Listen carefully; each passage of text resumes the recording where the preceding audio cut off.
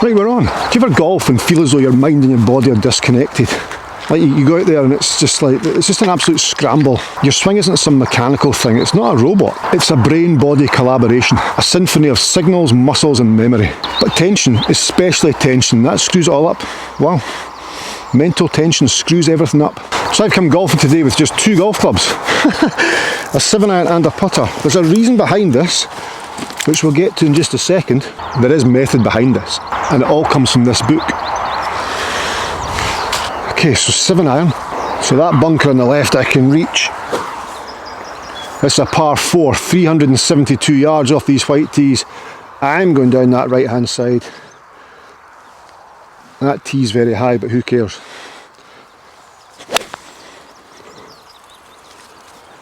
Okay, I've drawn it too much. It's okay, it's short of the bunker.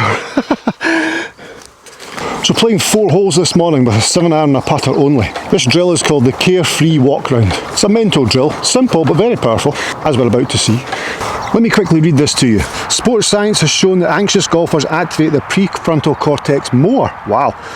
That's the overthinking part of your brain, the one that's supposed to be quiet during athletic movement. However, elite performers, the ones in the zone, they show less prefrontal cortex activity. They're not thinking about their swing, they're just experiencing it, responding to it and just flowing. Playing golf with flow, wow. So the goal here isn't just to relax for the sake of peace. It's to give your brain its best shot of producing its best golf. And do you know how that starts? That starts without giving a flying f*** about the results. Emotionally detaching yourself from the result of each shot.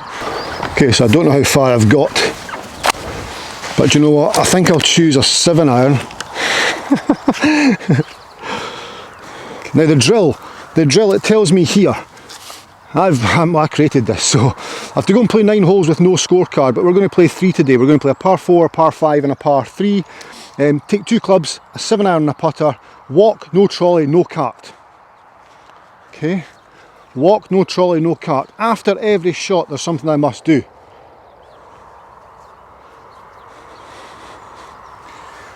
I'm trying to think what I'm doing here. 7-iron up there, how far is that?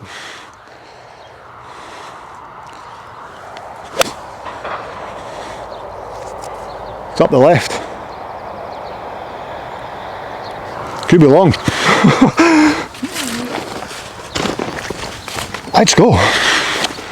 It's great being on the golf course, isn't it? Look around, look at the trees, look how manicured the place is. You know, somebody's gone out their way to cut that line right there, specifically for me to enjoy that. We're on the most beautifully landscaped, manicured area designed for golf. It's brilliant. And then what do? We've got trees, look at the bunker. Bunker at the side of the green, asking for the challenge to arise when it arises. It's just the best place in the world, isn't it? Love it. I could feel myself getting more excited there. Not more excited, but more enthusiastic about where I was and what I was doing. Actually enjoying myself. I mean, you start enjoying yourself, golf's much easier, regardless of how you play. Why am I here? Never been here yet. Wee 7-iron, something funky. Oh, it's a 54 all day, that'll 7-iron. Oh no. Oh. That came out hot, very hot. The sprinkler saved me. Brilliant. Get the flag blowing in the wind slightly. There's a little down breeze, I'm loving it. It's so good. So all this is on page 23. Every time you walk between shots, look around, say out loud 3 things you notice. So I did that on the last shot. After I hit my shot, I had it left almost into the rough. I talked about the bunker, how good the course is, how it's manicured specifically for me. Someone's done that for me. Say out loud 3 things you notice. The trees, a cloud shape, the sound of a bird, whatever. Also after each shot, take a breath and smile regardless of the result. Now where's all this leading? Well, we'll find out. I think it probably is. This guy's telling me it's right edge. We'll give it a go.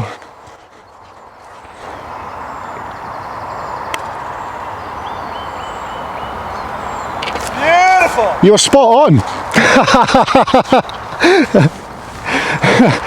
There you go. I'm fine, you're right? Yeah, good. Good. So there we go, it was hard not to smile and hard not to laugh after that shot, or certainly take the deep breath. Even pressure was on there, who cares? Here's the thing though, if your brain starts ranting, like for example that shot was absolutely you have to interrupt it. So what? I don't give a That's the approach you have to have. You have to hardwire that. The brain's hardwired. It's looking for positive outcomes all the time, and that never happens, very rarely happens, so we need to interrupt it immediately. When we smile after a bad shot, that triggers the brain. It makes it sort of realise, what? Why are you reacting like that to something that's negative? And then becomes, you find a middle ground. So par 5 off the whites, 494. This is the 12th hole at Cardrona. I just got a par in the last hole. It just dawned on me that was a par. So after every shot, say 3 things out loud that you notice. That rewires everything. Also, smile with a deep breath regardless of the result. Regardless of the result. Okay, we've chunked one. That's alright, that's okay. Wee chunky 7-iron.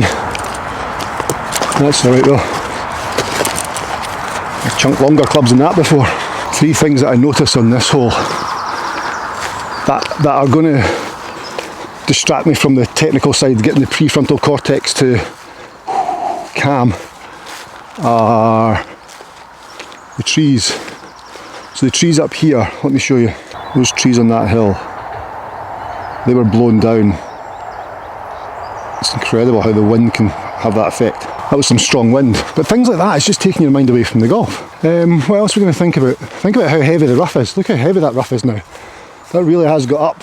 We're going through a warm spell here in Scotland, which is pretty rare. Today it's like 20 degrees. The sun has not come out yet. It is about 8 o'clock in the morning. It's a little bit drizzly with rain, but that's alright. Another thing I've noticed, my feet are wet. Got wet feet. So I've thought about 3 things, which have nothing to do with the technical side of golf. I'm now at my golf ball, which has just reached the fairway because the strike was pretty poor. But hey, that's alright, no one's perfect.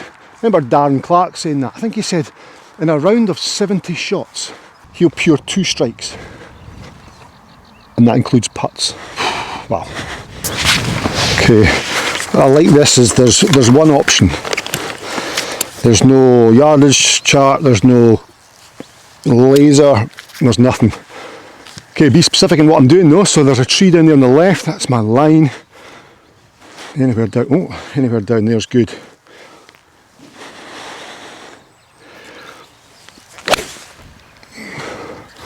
That is spot on, that tree. This is going to be really interesting actually because it's 500 yards, 3 7-irons at 170 yards a shot is 510. Wow. Do you know what I forgot to do there? Take my deep breath and smile. That was a good shot. Thought 1. I've just changed to my Tacoma irons, back to them today. I've been using my Wilson irons. I've got the V6 and the blade combo. I've changed back to these ones, a little bit more forgiving, and the outcome of that thought is no idea because I've only hit a 7-iron, but I'm in that transition. Second thought, traffic. Can you hear the traffic? That's a nightmare. It's not a nightmare, it's just a little bit annoying. It's just like we're out in the middle of the countryside. Third thought, a little bit more golf specific. I'm now actually assessing the shot I've got coming up here. Trying to stay in that flow state and stay away from the prefrontal cortex. This here is 200 yards. There. So I'm going to be able to reach with some sort of fun, but I don't know what the yardage is going to be, so it's all going to be very much guesswork, and I guess that's the fun element of this drill that I've created. 150, 49, 48, 47, 46, 45, 44, 43, 42, 41, 40, 39, 38, 138 to the middle. I'm really enjoying this. 138 to the middle, so I've done a little bit of homework there.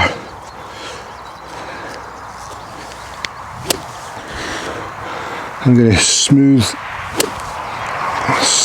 cutty effort in here.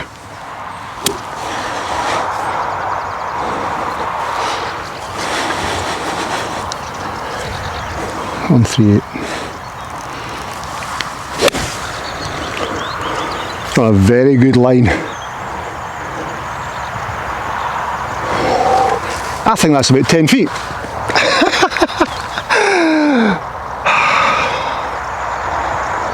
It's hard not to smile at that one though. Oh, let's go, let's keep going.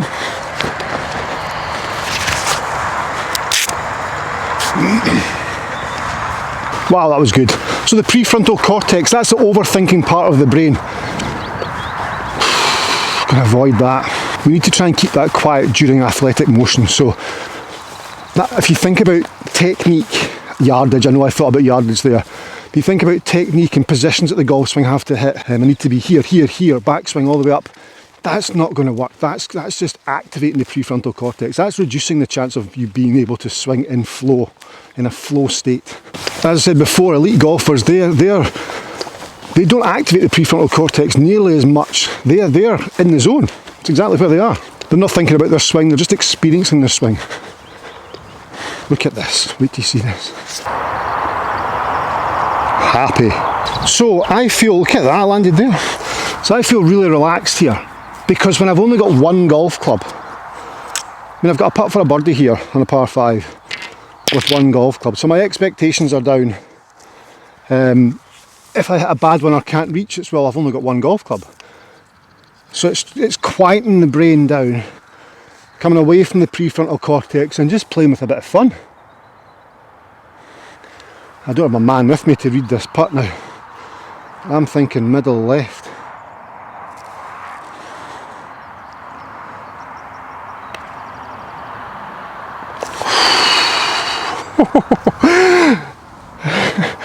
So again, hard not to take that deep breath or certainly that smile after that.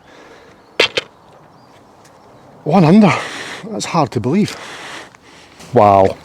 Why did I write a book? So I studied this for 8 months. It took me 8 months to write the book, kind of dipping in and out, and it's very much an easy read. And the title is How to Play Golf Without Giving a F***, which can be found on Amazon. I'll leave all the links below. The title, yes, there's a swear word in there, but we've all sworn on the golf course. It's quite hard hitting, quite punchy. I guess that helps sell a book. But I found it. So I've been a head pro at a golf course, and I'm on YouTube, and people watch me golf and they expect me to hit great shots. I don't play a lot of golf. I don't play much at all. So performance anxiety comes in there, and I spoke to a guy called Noel Flannery, who is a sports psychologist, and he helped me a lot with, let me understand that I've earned my 45 seconds on the tee. I've earned my 45-second pre-shot routine there. I can take my time, do my thing, because I got to a good level of golf. But it's trusting that, and it's like with YouTube videos. Let me explain. With YouTube videos, it's all technique. So all my golf stuff on YouTube is pretty much instructional based. And then I go and play golf, and the prefrontal cortex is running wild because I'm thinking about the last lesson I talked about being here, to get to there, to do that with the wrist. So my own game really, really suffered, and still is suffering to an extent, but I mean I can get over that. But I wanted to find a way, how can I play golf stress-free? How can I go on the golf course and just play with enjoyment? So I did a little bit of research into that, obviously, over 8 months, and understood how the brain works and how you can eliminate everything that's going on around you and just play your game of golf. So it's all about, it's trying to lose that emotional attachment to the outcome. So everything for me is outcome. Like everyone's watching me going, God, I hope Steve, YouTube guy, he'll put this close, he'll put it on the green, he'll get up and down from that bunker. That's not realistic, that's not real golf. And we watch golf on the television and you see all the great shots, and you don't see all the bad shots. But the bad shots are there, If Bryson shoots a 59, he's hit a bad shot there somewhere. But you don't really get to see that. So I was thinking, I need to be able to find a way through my personal golf journey on being able to play golf with really not caring. Because I don't really care. I only really care about what other people think about my performance, which is so wrong. That's going to hold that's going to hold every golfer back. Well, any sportsman back, I guess. But certainly it's been holding me back. So that's why the book was written.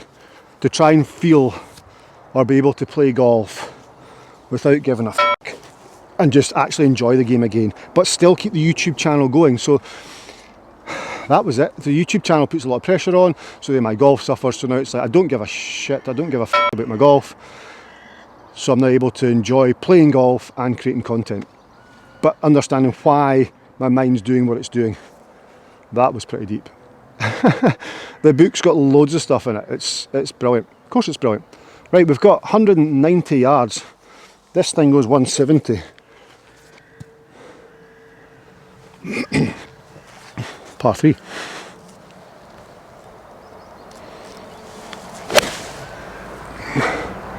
I've hit that the best I can hit that, because I don't care. And it's muscled onto the green, so it's 190 must be from the back, so we're probably about 180. I tried to hit a draw to get it in there. We're going to finish under par. We are finishing under par, because we don't care. One thing I must state though, the title of the book, it's not that we don't care. It's not about playing golf with reckless golf. It's not about that at all. It's about being constructive, but understanding why caring slightly less about the outcome of the shot increases your possibility of hitting a good shot. And I can quote from the book without even opening the book that the more permission you give yourself to fuck up, the less you fuck up. Yeah? So stand on that tee there. It's like I've got the mindset now, I'm allowed to hit a bad shot here. I can hit a bad one. I can fire it into the rough, it's not a problem. I'm allowed to do that, that's okay. And when that is the boundaries you're playing within, you play a lot better golf. Trust me. This is a perfect example. While I'm walking to the screen, actually, on the screen right now is the about the book, the back of the book. So just let you read that while I'm walking up to the green. Actually, pause the video right now and you can read that. What 3 things? This is beautiful. This is absolutely beautiful, this green. I love it. I love the trees. Absolutely love the trees. It's like, this is my Augusta National. This is my Augusta National. They're amazing, aren't they? Also the undulation around the screen, there's quite a lot going on. This comes up here to get, I just love the whole green complex. And the bunker is severe. And that is my 3 things I'm thinking about. I'm also thinking about my book. I'm also thinking about how I got that pin high. I have no idea how I got that pin high. All these things, all these thoughts I'm having. Look at this bunker here. This is another thought, for example, just little things like this. Taking into consideration the bunker's here, and it's 1, 2, 3, 4, 5, 6, 7, 8, 9 yards. It's 9 yards to the edge of the green. I thought that was a greenside bunker. Today, taking into consideration the fact that I'm not thinking about my golf as much, I'm taking in the environment a little bit more, I've learnt a little bit about the golf course there. And it's these sort of thoughts that you should be having when you're in between shots. I mean, thinking about the last shot, pointless. Thinking about the shot you're about to play, pretty pointless until you're next to the golf ball.